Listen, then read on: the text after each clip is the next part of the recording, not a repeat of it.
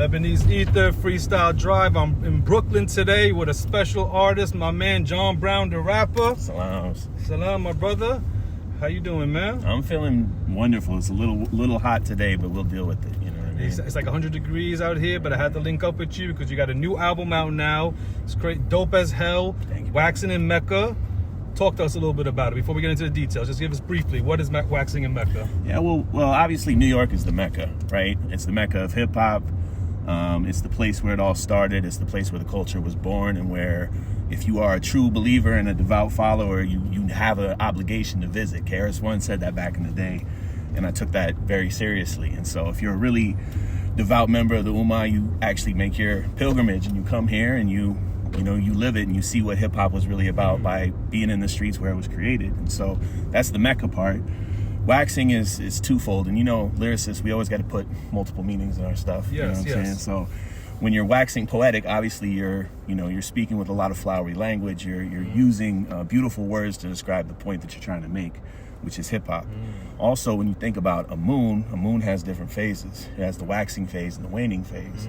The waxing phase is when it's getting more light and continuing to be, fuller and grow bigger. And a lot of people think that boom bap and real hip hop is in its waning phase. They think that it's dying, that it's getting smaller. And I disagree. I think that actually, if you listen to the skills of the lyricists today, we continue to reach new heights that we've never seen before. Like, the things that people can do on the mic today are crazy. And I actually think the music is just getting better. I think because of nostalgia, we look at the music from our youth, and it's great. I'm not taking anything away from it. Yes. But we have so many more, advantages. There's so many more people who are making this type of music now who, more skillful, easy to connect with people, whether here, internationally. I know you linked up with the Beatminerz, right? The legendary Beatminerz. We're in Brooklyn right now, so of course we got to shout them out. Of course. How did that connection happen, man? Well, again, this is a product of a modern age. So, Mr. Walt, I was following him on Instagram, and he posted that he had a beat tape. And so I literally just reached out, DM'd him, was like, let me hear the beat tape. Purchased one beat from him and recorded it and sent it to him. And it took him a little while to get back to me, but once he got back to me, he was like, yo, we need to actually get in the studio and work. Like, you need to be in the studio with real, producers and professionals who can help you with this, because we're going to put something together. And we didn't initially set off to do an album. Okay. We said, let's do a couple songs. Let's see if maybe an EP comes out of it. But we just locked in early, and the chemistry was right in the studio. The vibe was right overall in our, how we saw the music that we wanted to make. And the rest is history. We made, over 30 songs. Wow. And it was actually really difficult to, we have 18 joints on the record. 18 songs, it's a full crazy album. And I know the vinyl is 2 vinyls with that comes with the vinyl, right? That's exactly. crazy. Sorry to interrupt you, but jump in when you need. It's an hour of music, which a lot of people don't do these days. True. Everything's like 30 minutes, 32 minutes nowadays. Like 7, 8 songs or whatever. It's like, is it an EP, is it an album, or in between? You don't even know anymore. You don't even know anymore. Nah, you got 18 joints. The feature game is crazy. Yeah. You got Ras Kass, Rockness Monsta, Smif-N-Wessun. I love the Smif-N-Wessun joint, because that's a self-titled song of the album, exactly. Waxing in It's the Mecca. album title. They killed it, you killed it. What was it like working with these producers and artists? It's a dream come true. The first time it happens, you almost can't believe it. And then you start to get into it and you realize you have an obligation. Like, more than anything, I just felt it as an obligation. It's like, first of all, the Beatminerz have only done a few albums where they did the whole album. And those are all classics. Like, every record they've done has been a classic. And so I felt that obligation. And that's a crazy cosign right there. Oh, exactly. For Mr. Walt and the Beatminerz in general. Both him and Evil D together, crazy, man. And Evil D, he comes across as being, much more forgiving and much more accepting of music. Mr. Walt is known for being a curmudgeon who doesn't like anything. So to get his cosign is really important. There, But also, Evil D behind the scenes, he's pretty tough too. And the other benefit is having people like that who can tell you, like, hey, go do that one again. You can do better. A lot of times your homeboys will gas you up, and you'll settle for something that isn't quite what it could have been if you really put the work in. And so we spent 3 years making the record. Wow. We didn't take any shorts. We just wanted to make sure that we put everything into it, and that we gave the people, what they deserve. Like, people deserve this type of music and that type of effort. A lot of people don't put enough effort into their music. Exactly. Yeah. Go ahead. The other thing I'll say on the features is, having a producer who artists like that want to rhyme over. is also an important part of this, right? So I know that they got on the record because it's a Beatminerz record. Like, they don't know me yet. And so my job is just not to let the whole vibe down. Like, I just have to live up to that and just make sure I clear the bar.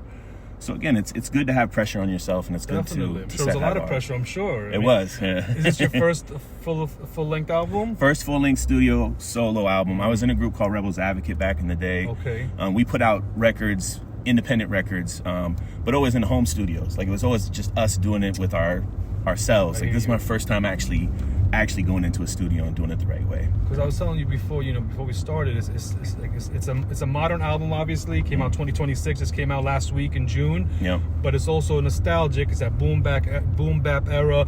The Beatminerz on it, production. You got the Smif-N-Wessun and Rockness Monsta and this and that, and Ras Kass and all that. Fat beats with the vinyl. Yep. So it's reminding me of back in the days going to the village and buying a hip hop album. Exactly. But it's a newer version, a modern version. You did a great job of connecting the two. Thank you. The two eras. I want to go with your name now. Is your name John Brown, or is that a homage to the revolutionary abolitionist? You got it. Yeah, I'm from the era where people were naming themselves after historical figures. You had, Capone and Noriega, Tragedy Gaddafi. You had all these artists picking, and I was like, what's a historical figure that I can relate to, and that has a meaning that would be something that I would be proud of? And that's where the John Brown came from. Nice.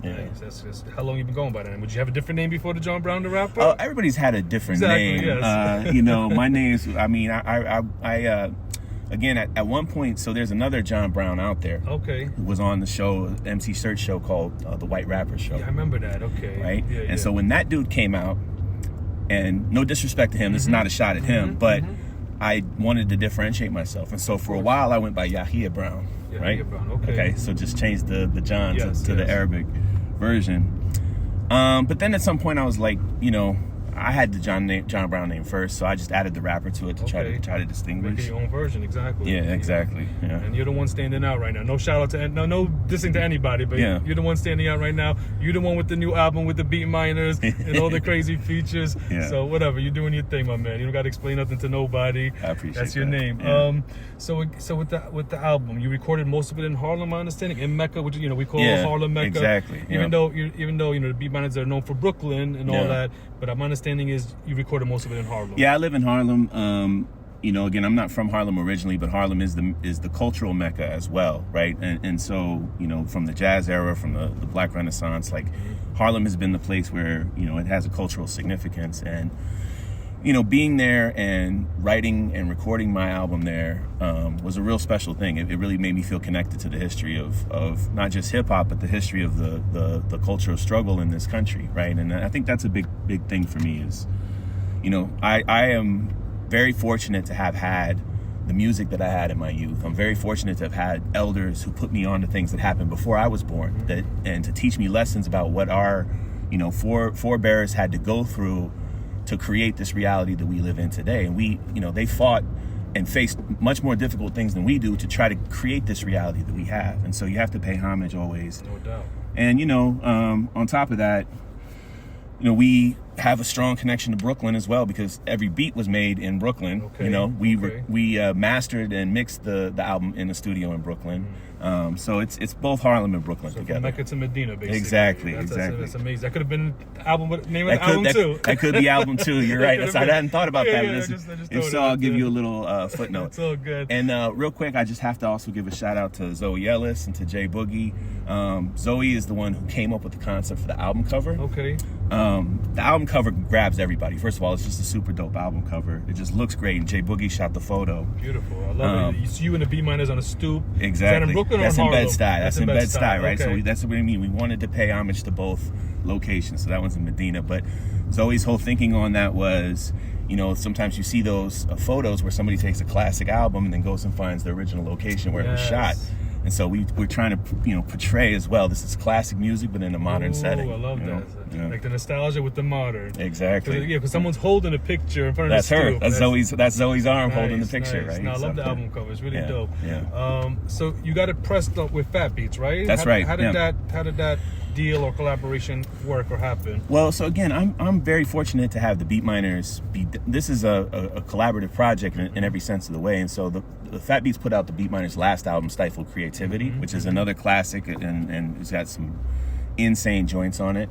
And so, you know, when it came time for us to do this record, we just ran with a lot of the same crew that they ran with before. So, I mean, you know, my publicist, Andre Barnes, publicist shout out that worked to him, with. yeah, shout out to Andre, yeah. He's worked with the Beatminerz before. You know, they really, I mean, they introduced me to Zoe. I mean, they really, they've been the gatekeepers that have been hooking up a lot of the stuff for me. I can't take credit for a lot of that. But other than the fact that I had to show up and show and prove on the record so that when Fat Beats heard the record, they were like, okay, this is something we can vibe with. You know, again, I still don't have a huge social media following. Like I'm not known in the streets. So for them to take a chance on this record, I'm humbly, you know, blown away and grateful by that, because I was a Fat Beats kid too. I was up in there trying to pass my CDs out, trying to get them to sign me, you know, when I was, you know, way back in the day before in the this. Village right there by West State Street. 100%. Yes, sir. Yeah, nice. you know. So that was the spot. Hell's yeah, to get great hip hop out, so you had to go. That's why I'm saying you bring that nostalgia with the new era, which I love so much, and the artwork and everything, like you were saying, but also the name. You were being very poetic in the beginning, waxing in Mecca, talking about the moon and all that. But it's also waxing, like wax, you know. Exactly. Yeah. Mecca, Harlem, or New York City. No. Are you from New York originally? I'm not from New York originally. I'm a pilgrim in life. I was born in Iowa, and I've lived in the West Coast. I lived in San Francisco for a long time. Lived in Chicago. Most of my crew is from Chicago, from when I was a kid. But also, like, what's crazy is I grew up around a ton of New Yorkers. Bunch of kids who got in trouble in New York and got sent out to Iowa to go live with. Really? So like half of my crew in high school was from Chicago, the other half was from New York. So we had this one homeboy was from Atlanta. We used to call him Dirty South because he had a thick Southern accent, but everybody was speaking with New York slang. He'd be like, "Damn, son." I hear you. So they was going out there to the grandparents' house when they were being too bad in New York, or like the parents were like, New York is not too unsafe right now. I'm sending your ass I'm gonna ship them out. And then we were all a crew. So I mean, New York has always been in my heart. I don't know if it's, I say it on the record, I don't know if it's Sesame Street's fault or what, but ever since I was a kid, I wanted to come to New York and wanted to make New York my home. And, you know, always been into New York hip hop, always been into New York. You know, I've been a Knicks fan since I was a kid. That's not a bandwagon thing exactly. Nice. You know, somewhat. So your spirit is New York. I've always been a New Yorker, even though I wasn't born here. I say that for sure. And I know J-Lo might not appreciate that. I was about to bring that up, exactly. Because it's the whole debate now. You got to be born and raised here, whatever the debate. Hey, look, I don't begrudge. I kind of agree with it, but I you know, whatever. I'm not sensitive, so I don't get any type of feelings about that, because people have a right to their opinion, and I get what that means. If you're a native New Yorker, I get it. I get the pride, and I love that about New York, that it is such a self defined place. Like, you don't let anybody else define it. It's, you got to be a New Yorker to define it. But that being said, you know, I'm a pilgrim. I describe it because you know, I came here to try to find something that was missing in the place where I was. You know, and that's what New York is for. It's for people to come here to explore, to learn, be creative, to expand, to do better, to get better. So it is open to everybody, obviously. But obviously, those who are born and raised are gonna have a little bit of whatever. Of course. You know, you got seniority. You know, I get it. I get it. I respect that. Let's talk about Pendulum Ink. Yes. So. Pendulum Ink. I got the Pendulum Ink shirt on here. So what is Pendulum Ink? I mean, I had a bunch of artists here. They've told me different bits and pieces about it. I want to hear from you. What is Pendulum Ink? Well, so it's funny because there was this back in the day, like Mickey got on Instagram with Lupe and Mickey Factz, who's on the album with you. Mickey Factz is on the record. Mickey Factz is definitely a mentor of mine. Somebody who has been tremendously, a great influence on me and somebody who's helped my career immensely. I can't thank him enough. But I originally saw him on the internet arguing with Lupe about, who's better, Ransom or RJ, and they started talking about counting syllables and multis and all this stuff, and I was like, oh, it's crazy that they're thinking about hip hop in a real academic way. Like, they're speaking about it the same way that like a poetry teacher would talk about, the famous epic poems of history, right? And I was like, dang, this is really interesting how he's putting terminology and vocabulary around things that I already kind of knew how to do, but I didn't know what to call it or how to identify it, right? And so then I saw the thing, he's like, I'm going to be doing this Pendulum Ink school where you can learn techniques. So it's like a hip-hop university kind of? It's like a hip-hop university, exactly. They got a curriculum, they got a textbook, they got, and really the classes were, they would teach us the technique, then they would say, all right, now y'all go home for a week and write your best 8 bars or 16 bars using this technique, and then come back and we're all going to spit for each other. That's pretty cool. And so and everybody who was down with it was nice. There was nobody who was like a beginner MC. These were all people who were like actually dope MCs trying to get better. not to cut you off, but everybody who I've had on the show who's been part of Pendulum Ink, they're real MCs. Exactly. They did the Pendulum Ink just to kind of get better, let's say, or sharpen their sword and learn new techniques or skills, but they were all already great MCs. They're taking it very serious. Yes, exactly. And you could be a beginner and go through Pendulum and still get benefit out of it. That's not to say that if you've never written a rhyme that you could. And actually, there were some people who were brand new to it who did it. But the point is that you have these really hungry MCs. Everybody's got their own style. And you come back into the class and everybody's kicking their verse and you want to be, you want to be the best. You know what I mean? So it was like it was a class, but it was more like a gym, because like every time we're going in, you have to bring your A game and you have to make sure that you want to impress everybody around you. And then the thing that would be dope is the best, spitter from that month would be the student of the month. Oh shit. And then we'd have a legendary guest who'd come in, and then if you're the student of the month, you get to spit for that legendary guest. That's a great idea, man. Yeah. That's dope. Yeah. Because that's encouragement right there. It's it's connections too. Yeah. You get to connect with different artists, whether they're in the class or like this legendary MCs who come through to teach a lesson or whatever they come through to do at the end of the session to kind of just bring everybody's spirits up. Like, this is hip hop is a beautiful creative art form that we're going to continue promoting, and we're not going to let it wane, Exactly. We're going to let it wax, Exactly. Well, and they did other things too, like teach you about the business aspect of it, like teach you about how to get your publishing right, how to get sync placements, like how to think about actually constructing songs and not just writing the verse itself, but, the musicality of it. And when you're like in a room and Method Man's in there, or you're in a room and, Ab Soul's in there, and you realize, like, dang, they think about this the same way that I do. And they're just people, but they've made it. And so it takes it from something to being a fantasy to being a real tangible occupation. And it's like any job. You get out of it what you put into it, So that changed my whole perspective. It changed my whole mindset and got it to where I quit thinking about myself as just being a hobbyist and being somebody who could actually be a professional MC. I love that. Yeah. So what is your writing process usually? Like how do you write your rhymes usually? Do you listen to the beat first, or you have ideas first? Okay. I do. I'm a big write to the beat guy. And I've written occasionally not to the beat, but I love writing to the beat. I love thinking about what is the emotion that it conveys. Oftentimes what I'll do is I will pick a technique and I'll be like, let me write a bar that's like this technique, because that'll get me started and get my juices flowing. And then once you start building, then it's just stacking them on top of each other. I usually honestly write a first draft, and then I memorize it and start trying to rap it out loud. And then I usually go back and rewrite it and try to like re-add things when I'm like, there wasn't enough of I almost think of it like figure skating, where it's like, this is an ill metaphor, but you have people who do mad athletic things and they throw in a crazy trick, and that's how they try to score their points. But unless you do it in a cohesive way where it makes sense, you're not going to win the gold medal. You know what I'm saying? Because somebody else is going to do some mad athleticism, but they're going to do it in context of a whole performance. And that's how I start to think about how to write the rhymes. Like, I got to have 2 or 3 bars that are just, athletic wonderment. You know what I mean? And then the rest of it has to be a comprehensive, cohesive thing. And then that's when it's there, then it's good to go and ready to release for the people. Dope, man, dope. Waxing in Mecca out now. If people want to work with you, they want to collaborate with you, what's the best way to hit you up? I mean, I'm just John Brown the Rapper at Instagram. You can DM me. I mean, I have it's johnbrowntherapper@gmail.com if you want to email me. I also have a website, johnbrowntherapper.com. So, I'm pretty easy to get a hold of. I'm a man of the people, and I love hip hop. Part of the reason it took me so long to do a solo album is because I always wanted to do groups, because I love collaborating. I love hearing how different MCs approach the beat. I love, my voice next to another artist's voice. So I'm always down to collaborate, to the point that, it's sometimes just keeping up with the writing and making sure that it's at that quality, because you don't want to just put some snickle fritz out to No, I think everybody can hear the passion behind, the music, because you took 3 years to put this together. You didn't rush it. You could have, you didn't want it to be rushed, because you appreciate the art form, and you appreciate the fans, obviously. Those listeners, I'm saying, like myself.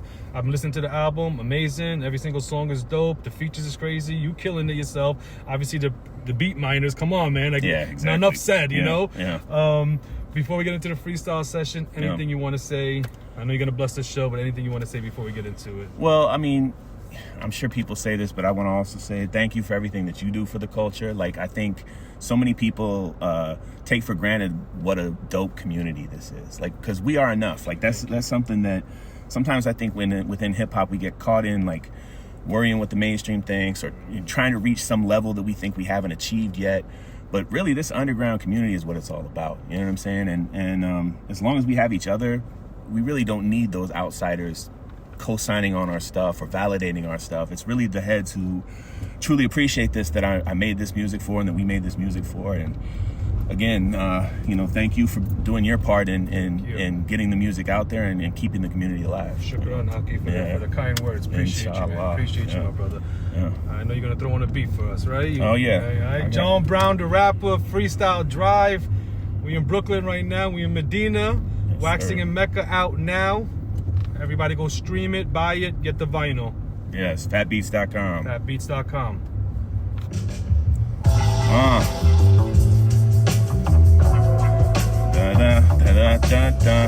Yeah, take it out.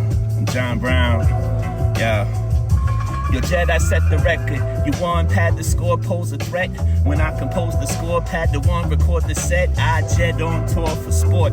Catch the point, set, match, spark courts until the torch is set. The last of us to avoid the cordyceps. Shun any fun guy that wanna hoard assets. At best, they the last, look like Jeff Hornacek. It sorta gets sorted when storing enormous debt. Copacetic, slow and steady. I settle contests, set the course according to what the tortoise said. Living in the rotten apple, the vision of the seeds on the TV set. You see the cordyceps, the greedy benefit. Kids 3D print a switch. Discretion in my section when they come to slaughter sets. Before the orb was set, the order set. Disorder's bent, the corner sent my cortisol soaring since. I absorb all these distorted steps it takes to make my fort extend the borders of my quarters been. Closing in, assorted falsettos in the chorus. I abhor see know the gods supporting set. On my porch set, eyes on the prize tech. Knowledge that Apple imported to transform this set with high def CGI. Criminal guns illegal lest you CGI. Joe Public told us shut up and love it or defect. We all just want that stable life like Barry Gordy said. 22 different meanings to these metaphors. I glitch with intention, get your third eye. Orbital bone set by the Doc Brown. Formidable forceps, deeper than black and white. Ink speaking like Rorschach. Subjects developed over cassettes. The zealot still upsets the setup till the settings all reset. Long live John Brown, the rapper, Freestyle Drive. My brother, thank you so much, man. Waxing in Mecca out now. Let's go. You gonna bless us with one more? I can give you one more for sure. One more, brother, one more. I call this one a parable, you know what I'm saying? Because it teaches something, you know? Yeah. You see, I was feeling saddened by the news and overwhelmed by them streams. Constant pressure from the bills, desperately needed escape. Gathered up our troops for mental health, intervene. Gotta hustle to the hills, flee to the cleanest lake.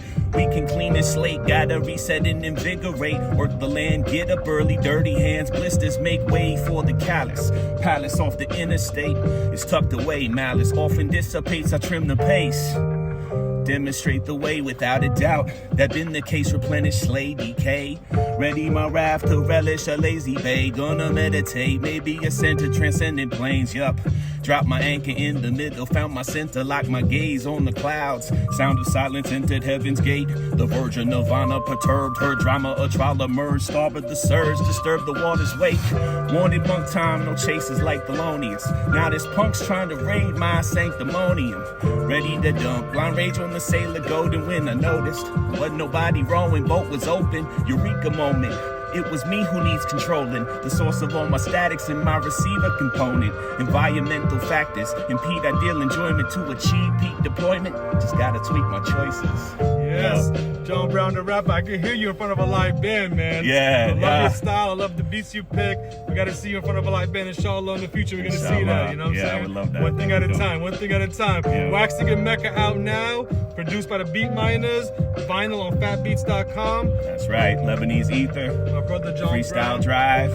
Let's fucking go. Let's go. Knicks. Knicks in 5. Knicks in 5. Assalamu alaikum, my brother. Walaikum assalam, brother.